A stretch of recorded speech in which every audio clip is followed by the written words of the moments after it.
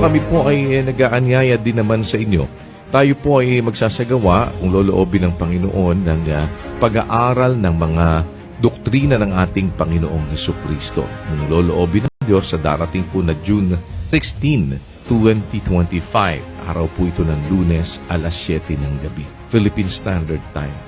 Ano ba itong mga utos ng Diyos na tungkulin nating sundin na nakasulat sa Biblia? At paano natin matitiyak na ito nga yung para sa ating at ito nga ang dapat nating gawin? Kasi nga may utos ng tao, baka utos lang ito ng tao. Tingnan natin mula sa Biblia. Atin pong ikumpara, ating paghambingin yung utos ba ng Diyos ito o baka utos lang ito ng tao, dahil ang dapat nating susundin yung utos ng Diyos. Kaya po, sana mapagunda